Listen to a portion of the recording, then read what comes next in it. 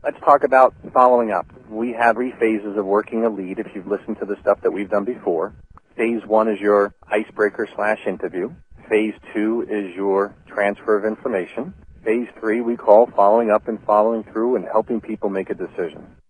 When you're prospecting, you're working in your business, those are the 3 phases. You break the ice, that's part of phase 1. You're going to go through a mini interviewing process to see if this is the kind of person you want to work with. Pretty soon you're going to move into phase 2 because that person's going to say, what's this all about? And that's when you're going to start to transfer information. It's on a website, it's on a conference call, it's in your head, coming out through your lips, it's on a brochure, it's on a tape, it's somewhere else. And then you have to transfer that information. And then as you're doing that, naturally it would be important to move to phase 3, which is following up and following through, and helping people make a decision. So I have 3 simple tips for you for following up. Tip number 1, just show up. Showing up is sometimes the most important part of doing anything. Any tool or any system that you can effectively put in place to help you follow up and follow through and help people make those decisions is going to be really important for you. And that's what we have right here with our lead management system. It takes 3 to 5 to 8 contacts with you or a part of your business before someone feels comfortable enough to say yes. What I mean by 3 to 5 to 8 contacts is that they touch either you or a portion of your business again, or maybe for the first time. I'll explain. If I were to speak to someone, had a nice conversation, and I said, listen, let's go to the website. When we go to the website, that's contact number 2. Speaking with them was contact number 1. Bringing them to the website is contact number 2. After we close down the website and we maybe talk about some other things, that you can consider contact number 3. If you really start to think about it, the more they get a chance to touch either you or a portion of your business, the more belief they have in the system. The more stuff they see is going to be really important. So that's part 1. Part number 2, tips for following up. When there's some space and some time in between. For instance, I call you tonight, we're going to follow up with you tomorrow. There's some space and there's some time in between. I never start again where I think I left off.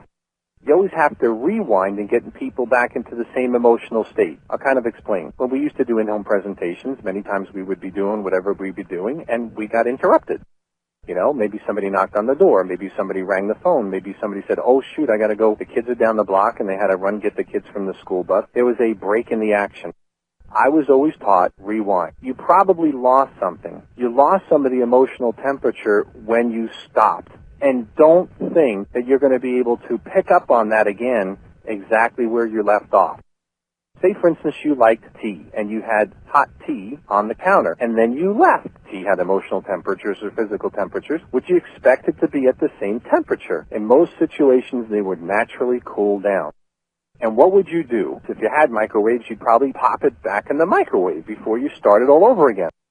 The very worst thing you can possibly do is think that, okay, I had this person a certain emotional temperature here. They were really kind of excited. I told them to go take a look at the website. They said they would. I'm going to call back tomorrow. Don't think they're at the same emotional temperature. You usually get things like, well, did you get a chance to take a look at the website? And the answer is, no, I didn't. Who created that negative environment? If you already know that a lot of people mean well, but maybe they're not going to do that when you follow up and follow through, why would you ever want to get a conversation started on the wrong track again? Because then what do? The typical person that doesn't understand these things, he says, well, when will you get a chance to? And then he goes, well, I'll try tomorrow. And they postpone all of their processing until this person gets a chance to take a look at the website, and you already know the predictable pattern. So remember, when you're following up and following through, and you're getting that person on the phone the next time, you have to pop them back in the microwave. You have to warm them back up. Following up with you sometime tomorrow, when I get you on the phone, I am not going to just go straight into, so what did you think, Joe? Did you take a look at the movie? Or what did you think, Joe? Did you take a look at the website? Because if you say no, I don't know where I'm going to go. The fact that he didn't do that doesn't necessarily mean that he's the wrong guy. Maybe just something got in the way. So what I would do is I would tell a story first. Have him a little bit more comfortable. If I call for this individual, and when I call, they didn't look at the website, they're a little bit uncomfortable when that stuff happens. So what I need to do then inevitably is I have to make them more comfortable with the process. And in the 30 or 60 seconds that you're telling that story, what you're giving Joe a chance to do is pop back his emotional temperature. Step number 3, lead them to where they're going to be. I'll use as an example. Football quarterbacks and wide receivers. If you've ever been a quarterback and you had to throw a football to a wide receiver or tight end that was running, you never threw the football where you saw the guy at that moment. You'd always have to lead them. You would have to anticipate where they're going to be 2, 3, 4 seconds down, the football field. And your ability to be able to lead them as a quarterback would determine, again, whether you're going to be great or not. Leading people in following up and following through is a lot easier than being like an NFL quarterback, because you can kind of predict what's going to start to happen. What happens between now and the time that somebody's supposed to be following up and following through? One of them that I've learned is what we call friendly enemies. Who are they? They are probably the people that are important to the person that you're speaking with that might poo-poo the idea of that person joining or getting started. So when they hang up the phone, always anticipate that there might be somebody that might poo-poo that idea. So when you're leading people, sometimes, especially the ones that you want, you should probably ask them in a nice way, what's going to happen when you hang up this phone? You might even say to somebody, what's going to go through your mind in the next 5 or 10 minutes after we hang up? What are some of the reasons why you do things or sometimes you don't do things that you probably know that you should? And it's kind of interesting because when you have that phone call with somebody and they'll start to tell you really what's going in their mind. They might say, I've always been thinking about doing this, and they'll start to give you maybe some of their fears or their apprehensions or some of their objections. And they'll come clean, if you will, because they can see you're honestly taking an effort to be able to follow up and follow through with them.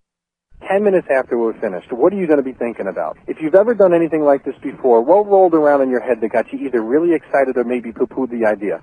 Is it someone that you live with that's going to say, yes, let's go for it? Or what's going to happen?